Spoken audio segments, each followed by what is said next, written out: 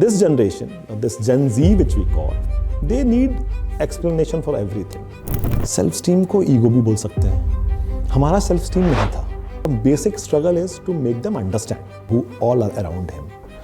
Because वो repeated mistakes करेगा. वो repeated unfollow करेगा आपके every rule which you make. एक तरफ आप बात कर रहे हैं sensitive parenting की, कि नहीं हमें मारना नहीं है और हमने बिल्कुल प्यार से बात करनी है. देन आप खुद ही अपना पेशेंस खोते हो और 2 मिनट के बाद आप क्लास करते हो. बोल बोल के मार्क्स को इतना बड़ा बना दिया है हम लोगों ने. स्कूल को सब कुछ पता होता है. इन माई टाइम मेरी ईगो थी नहीं.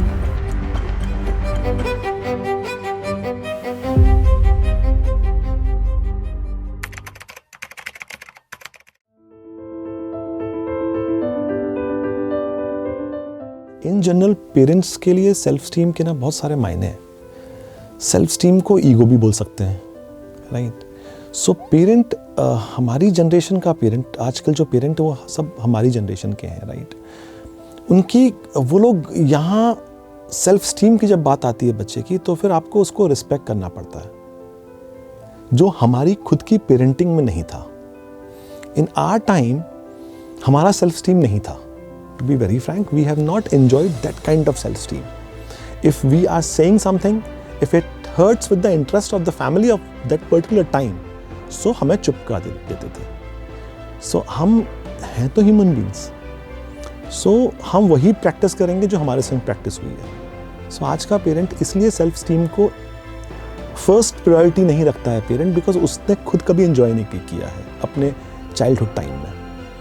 बिकॉज अगर बच्चे ने कुछ ज़्यादा डिमांड कर दी या कुछ ऐसा क्वेश्चन कर दिया, जैसे आपने कहा कि जैसे एक छोटा सा इंसिडेंट है, मेरे से एक पेरेंट आके बोला कि कल मेरे वहाँ गेस्ट आए थे और मैंने बच्चे को बोला कि कुछ सुना दे, ये मुंह मोड़ के चला गया. दोनों थे husband wife. I sat with them, I said great. I asked a mother, she was sitting there, और भी कुछ लोग थे. आई सेड आप मैम प्लीज़ एक गाना सुना दीजिए. She felt awkward. I said, why you are feeling awkward?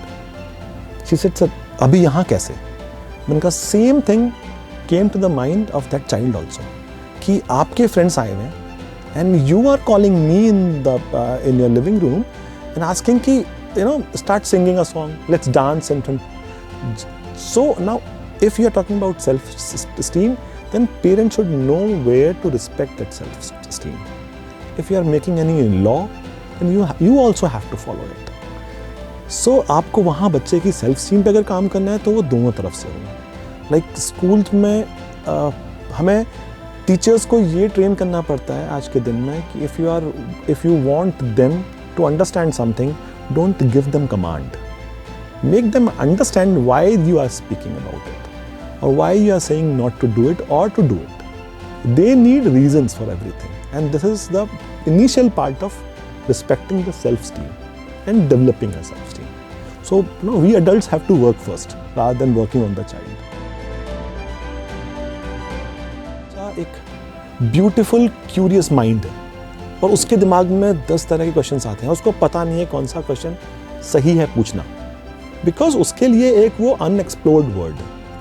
So बच्चा पूछता है, कभी awkward situation में पूछता है, कई बार टीचर को corner करके पूछ लेता है. यहाँ पे they are not trained in that way. So the basic struggle is to make them understand कि kid is not making you feel awkward. It's just his curious mind which is giving him uncounted questions because he want to explore. And the basic thing is this generation, or this Gen Z which we call, they need explanation for everything. They want answers for every actions of yours. They want reasonable answers. That is more important. In our time, exposure can be tagged, can be controlled. Because how it can be controlled? I still remember in my time when boards were there, entire TV and everything was taken off. An entire family was, experiencing this thing. So there was no other medium. There was only a phone, trunk call and all those things. That's it. You can kill the exposure or you can stop the exposure. Now with this fast moving world of gadgets and AI and all those things, you cannot stop it. You cannot stop it. There are n numbers of medium. Let me just give you a small example. Earlier, when you and my dad used to give you 100 rupees, earlier you don't have the avenues to spend it. हम लोगों के पास जगह ही नहीं थी, हम वो 100 रुपये कहाँ स्पेंड करेंगे, कोई एरिया ही नहीं था. आज आप अपने बच्चे को 500 रुपीज दे दीजिए, 15 मिनट्स में कॉल आएगा, फिनिश हो गया. Because attractions are sitting at every corner. At every corner there is one different attraction for them. There are either game parlors, there are different shops calling them. Imagine the psychology of that child who is stepping out or who is sitting in his own room and there are attractions calling him. Just pick this phone. Oh, ting, message. Open it. क्या आया? कैसा था? So exposure now cannot be controlled. The only thing is we can train them how to manipulate their feelings towards these exposures, what to see and how to see, and to which extent. So here is the area where we have to work a lot to make them learn how to use this exposure. बच्चे को feel नहीं कराओगे तब तक work नहीं होगा. You cannot say not to do it, और you cannot say कि आज से मत करना. आपको जब भी आप बोलोगे आप फेलियर होगा. इसमें पेशेंस बहुत ज़्यादा काम करता है पेरेंट्स का और एल्डर्स का, who all are around him. Because वो रिपीटेड मिस्टेक्स करेगा, वो रिपीटेड अनफॉलो करेगा आपके every rule which you make. Why? Because आपने उससे फील ही नहीं कराया है कि उसकी ज़रूरत क्यों है. उसके लिए एक रेस्ट्रिक्शंस है, उसके लिए तो एक बंदिश है. आपके लिए वो प्रैक्टिस थी बिकॉज आपके लिए वो डिसिप्लिन है, उसके लिए वो बंदिश है.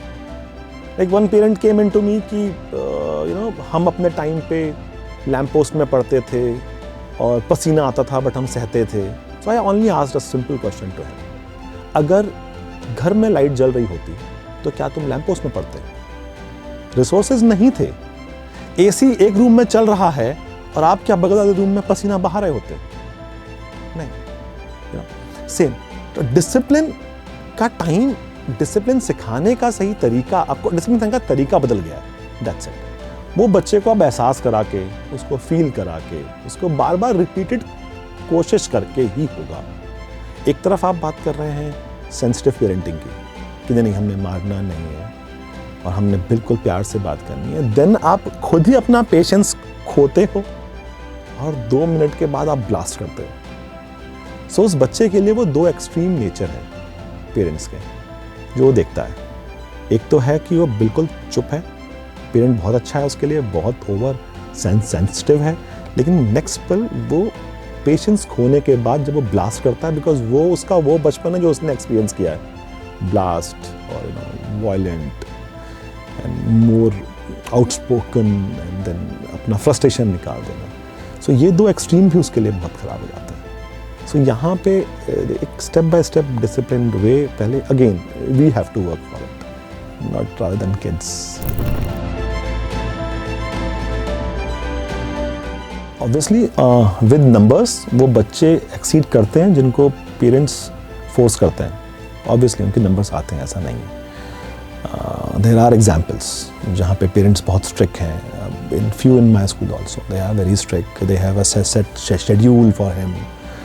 But in life, the ones who have that joyful childhood, they do much better.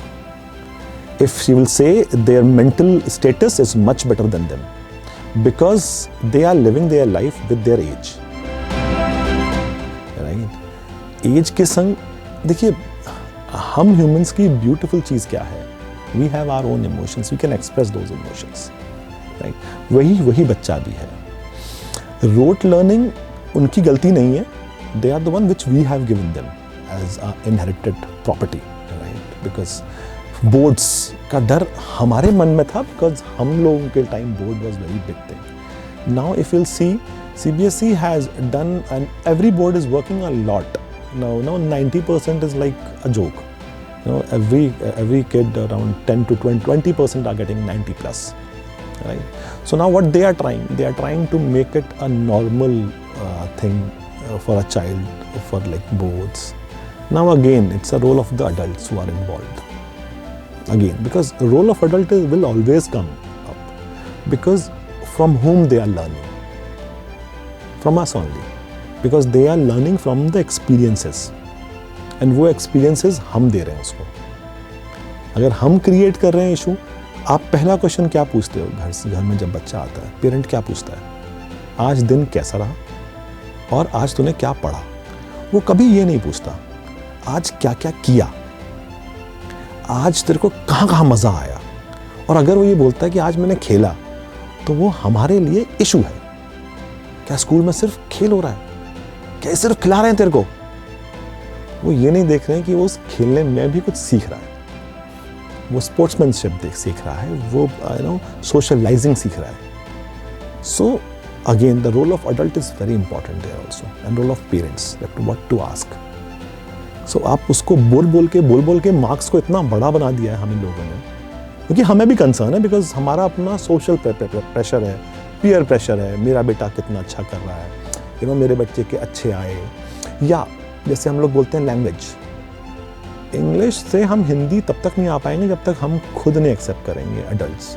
अगर उनका बच्चा इंग्लिश में एक लाइन बोलता है, ही फील प्राउड्स, अंदर एक खुशी होती है. अगर वो इंग्लिश गाने सुन रहा होता है तो हमें अच्छा खुशी होती है, भले हमें समझ में नहीं आ रहा होगा, लेकिन हमें लगता है कुछ इंग्लिश सुन रहा है. अरे गाने मेरा बेटा इंग्लिश ही सुनता है, तो वो it's a matter of pride. So again ये रोट लर्निंग, ये मार्क्स हम नहीं दिया है.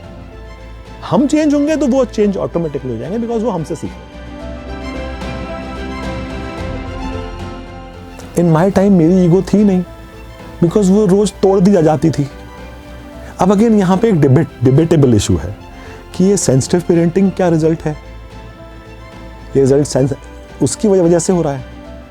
अब ये एक मैसिव डिबेट चाहिए इसके बीच में कि कौन सी पेरेंटिंग बेटर थी, हमारी वाली जहाँ पे डेली उठे. तो आजकल ये जो ये इशू आ रहा है कि मेरे को उन्होंने ऐसा बोला कैसे, जो बच्चे कहते हैं ना कि मेरे को ऐसे बोल दिया, आई फेल्ट बैड. हमारे टाइम में ऐसा कोई क्वेरी थी नहीं, फील बैड का तो कोई इशू था ही नहीं. Elders we are always first, whatever they say we have to accept it, चाहे कैसे भी माने. सो यस, ये इशू, ये व्हाट आई फील इज, ये ट्रांसफॉर्मेशन का हम लोग एक ट्रांसफॉर्मेशन के दौर में गुजर रहे हैं. सो ये इशू उसका है. ये जो रिजल्ट्स हैं, ये सुसाइड्स का थॉट है. I was surprised when parent came and showed me his ChatGPT of a child. He was, and it's a real story, and he was crying. The child was asking, because कुछ बात पे father और बेटे का कुछ issue हुआ, बात हुई. Then he was asking AI to what to do. So again, social life नहीं है. Again अब आप बोलोगे कि फिर मैं adults पे आ रहा हूँ. Adults का इसमें responsibility है, because earlier हम लोग समर्स में सारे कजन्स मिलते थे, राइट? सब लोग अपनी अपनी चीज़ें शेयर करते थे, कुछ अच्छी कुछ बुरी. So we shut down the pressure, we shut down the load, we have good friends nearby. So again वो गैदरिंग्स होती थी, सोशल गैदरिंग्स होती थी. सो वो सब चीज़ें अगर हम उनकी लाइफ से हटा रहे हैं तो उसके आफ्टर इफेक्ट्स भी हमें ही देखने पड़ेंगे. तो ये जो डिप्रेशन है और हम इन कॉन्टिन्यूएशन ये बात उन्हीं के सामने तो बोलते हैं कि आज मैं बड़ा डिप्रेस हो गया, आज ना मैं बड़ा फ्रस्ट्रेट हो गया अगेन. सो यहाँ पे और प्लस उनके पास कहीं भी ये प्रेशर रिलीज़ करने के लिए कोई टूल ही नहीं है. तो मेरे लिए वो बड़ा डिसहार्टनिंग था जब मैंने उसकी वो चैट पढ़ी, ChatGPT की. It was very disheartening. He was asking that ChatGPT how to end my life, and he was saying कि that ChatGPT was responding not take this step, it is extreme, and he was totally responding like a counselor to him. So यहाँ पे मैं देखूँ तो role बहुत अच्छा play किया ChatGPT ने, वो उसको रोक रहा है. बट अगेन एक दुखद ये है कि वो एक मशीन से बात कर रहा है, उसके पास कोई ह्यूमन नहीं है बात करने के लिए, तभी वो मशीन्स के पास जा रहा है, बिकॉज उसको हम सबसे बिलीव खत्म हो गया. So this is again a very alarming story. So यहाँ पे अगर हमें रोल प्ले करना है उसकी लाइफ में कि किस तरह से वो हमसे बात करे, कितना हम उसके संग इन्वॉल्व हैं। सो ये रोल्स हैं, इसलिए ये सारी चीज़ें आ रही हैं। In our place, I appointed it. I thought it's just a formality of CBSE. Because of that, I have to appoint her. But within 6 months, I started getting the results, and it was so amazing. It was so amazing. So kids are discussing everything. Parent को लगता है हमारे school को कुछ पता नहीं है, school को सब कुछ पता होता है, बिकॉज वो काउंसलर से आके। बट यस, इसमें काउंसलर्स का रोल ये बहुत प्ले करते हैं काउंसलर्स, वो है secrecy. They don't discuss it, but we don't discuss with parents also, because it's a unwritten pact between counselors and the students, but they discuss everything, and from harsh to happy. So now that's why I request every school to have a counselor. And parents को मैं कहता हूँ कि counselling psychiatrist जो हमारे एक दिमाग में एक बैठा हुआ ना कि पागल, वो नहीं है। काउंसलर वही जो मैं अभी आपको AI की बात बता रहा था। काउंसलर बहुत सारे बच्चों की लाइफ में वो एज अ AI का टूल की तरह यूज़ कर रहा है, जहाँ पे वो उसको क्वेरी के सही आंसर्स दे रहा है और बड़े फ्रैंकली दे रहा है, उसको समझा रहा है। Yes, counsellors play amazing role. हमने बच्चों को नहीं बोला काउंसलर्स कहाँ हैं, हमने सिर्फ उसका एक रूम बना दिया, वहाँ बच्चे अपने आप जाते हैं। एंड सीरियसली कई बार तो उनको वेट करना पड़ता है, क्योंकि अंदर उनको ये भी पता है कि अंदर बच्चा बैठा हुआ है, वो अपनी बात कर रहा है। सो सीरियसली इतना अमेजिंग एक्सपीरियंस था वो मेरा, जब आफ्टर 6 months जब मैंने रिजल्ट्स देखने शुरू किए एंड काउंसलर्स ने रिपोर्ट बनानी शुरू करी कि इतने बच्चे मेरे पास आए। बिकॉज वो रिपोर्ट्स का कंटेंट तो हमें रिवील नहीं करती है जब तक बहुत ज़्यादा इंपॉर्टेंट ना हो, बहुत ज़्यादा अलार्मिंग ना हो। अदरवाइज मेरे लिए शौका था। Now she is booked, over booked automatically without anything. बच्चे बहुत अमेजिंग चीज़ हैं, अगर आप उन्हें डिस्कवर करेंगे वो बहुत ही अमेजिंग चीज़ है, उन्हें बताने की ज़रूरत नहीं है। They have issues with everybody, sometimes they discuss about their pet. Again, their social life is being restricted between only 2 or 3 individuals at house, you know, so they need a place. And what happened, it's again mouth to mouth publicity kind of thing. One went there and he said कि बड़ा मज़ा आया, वो ma'am ने बहुत अच्छी है, उन्होंने कुछ गेम्स भी खिलाए। He came back and then when the moment he came back, then others started going and exploring what's there in that room. Ma'am बोलती क्या है, तो मैनी टाइम्स ही सेज कि मुझे जस्ट बात करना होता है सर, लेकिन जस्ट बात करने में बहुत कुछ निकल के आता है। एक small activity which we started last year, story writing. We said that we will publish every story of a child and at the end of the year we publish a novel by the compiling every story of a child. Initially, if you will be surprised if I will show you those stories, they were about bloodshed. Blood and blood. 4th class onwards. That was alarming for us. That was a big alarm for us. कि ये हो क्या रहा है? Then when I saw कि हम तारीफ किसकी कर रहे हैं, हम मूवीज किसकी देख रहे हैं, मूवीज हिट कौन सी हो रही हैं, इसमें एक्सट्रीम ब्लडशेड है, या एज अ पेरेंट मैं हंस किस टॉक पे रहा हूँ जिसमें हल्का सा एक स्लैंग लैंग्वेज है, हल्की सी एक वर्ड्स आ रहे हैं, उसमें हम बड़े चेरिश कर रहे हैं, तो वो चीज़ बच्चा भी ऑब्जर्व करता है, राइट? सो उसने वही चीज़ स्टोरी में लिखना शुरू कर दिया। So that tool became a beautiful activity for us to judge what's going on inside them. And now we practice it every year. And then we started working with them at the ground level to make them see that what else is also there in their life, which they can write about. So from that incident, we discovered that yes, everything is not going right at home also, and at the environment which we are giving them. So there is this is the point which is very important, that they are observing each and every point of ours. Every point they are observing. So they are learning from us only. So basically जब बच्चा आपके पास आ रहा है और वो आपको share कर रहा है, उसको जज मत करो। Don't dramatize in front of him. Don't say कि तूने कहाँ, कैसे, तूने ऐसे कैसे सोच लिया, या तूने ऐसे कैसे कर दिया, या तेरे से ऐसा हुआ कैसे।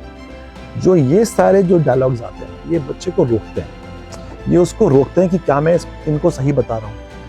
एंड यही डिफरेंस है काउंसलर और पेरेंट। काउंसलर ये सब नहीं करते और उसको पता है कि मैं काउंसलर से ये फर्स्ट टाइम मिल रहा हूँ और शायद last, so let's cough out everything which I have. And वो वहाँ पे बड़ा कंफर्टेबल हो जाता है क्योंकि उसको पता है ये जज नहीं करेगी, उनका कोई मेरी लाइफ में कोई ऐसा इंपॉर्टेंट रोल शायद ये प्ले नहीं करेंगी। Let's talk about everything and just whatever heavy weight I am carrying on my shoulders, I just shed off. Parents यहाँ पे ये नहीं करते। Parents उसको as a very sorry to say, but उसको as a हथियार यूज करते हैं कभी बाद में कि देख तूने वो गलती करी थी, तो ये पछताया था नहीं पछताया था। यहाँ पे आपको तो अच्छा लगता है कि आपने उसको एक एग्जाम्पल देके समझा दिया या ठीक कर दिया, वो नहीं, वो आपने एक बैरियर क्रिएट कर दिया कि वो अगली बार आपको अपनी वो आके बात नहीं बताए।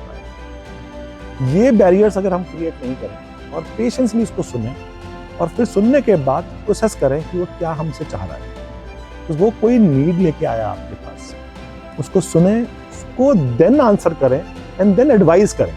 अब सेकंड बैरियर कहाँ बनता है, आप बच्चे को एडवाइस नहीं करते, आप उसे कमांड करते हैं और फिर आप अपनी सेल्फ स्टीम पे ले लेते हो कि जो मैंने कहा वही सॉल्यूशन बेस्ट है। वो सॉल्यूशन बेस्ट नहीं हो सकता, वो आपके लिए बेस्ट होगा। उसकी समझ पे छोड़ दीजिए, उसको एडवाइस करिए, दैट्स इट। उसको कमांड मत करिए। उसके पास जो है शेयर करने के लिए उसको सुनिए, प्रोसेस करिए, उसकी क्या नीड है वो समझिए एंड उसके बाद जो अपना सजेशन है वो सजेशन ही रहे, वो कमांड ना बने। फिर आपको दिक्कत होती है कि देखना तू गिरेगा, तू पछताएगा, ये सब डायलॉग्स मत बताइए, वो अपने आप सीख ले। उसको सजेशंस दीजिए and let him work on his own problems and then like a shadow दूर से देखिए, उसकी लाइफ में ओवर इन्वॉल्व मत होइए, बिकॉज इस जनरेशन को इन्वॉल्वमेंट बहुत ज्यादा, आपका रूम में घुसना बहुत ज्यादा आपको घुसना पसंद नहीं है।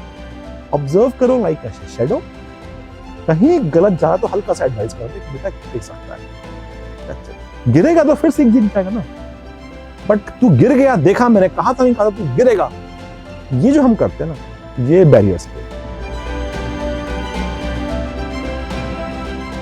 बच्चे को बेसिकली ही has to find out the right channels to speak.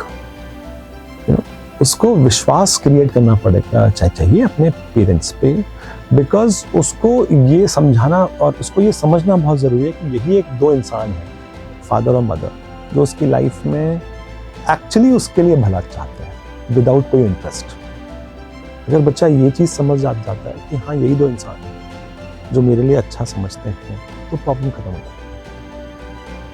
है। तो ये बड़ा इंपॉर्टेंट है बच्चों को समझना। सेकेंडली, फाइन, उसके पास एक्सपोजर के लिए बहुत बड़ी दुनिया है और अब तो एक मोबाइल से वो हर दुनिया के हर कोने में पहुंच सकता है।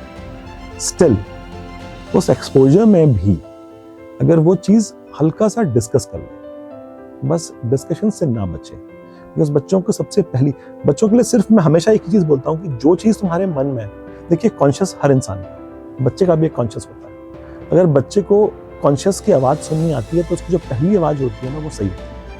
उसको लगता है कि जहां उसके मन में ये आया कि ये बात मुझे छुपानी है, दैट मीन्स वही गलती हो रही है। अगर बच्चे के दिमाग में ये आ रहा है कि मैंने ये बात छुपानी है, दैट मीन्स ये साइन है उस बच्चे के लिए कि जो बात मैं सोच रहा हूँ कि मुझे छुपानी है, इसका मतलब कुछ तो गड़बड़ है, भाई मैं छुपाने की बात कर रहा हूँ। बस यही आइडेंटिफाई करना है। जहां ये सेकंड थॉट आया मतलब कुछ गड़बड़ हो रहा है, and let's share it with somebody whom he believes, whom he loves, or he has faith on। उसको शेयर करो, कोई कुछ बड़ा नहीं होगा इस लाइफ में।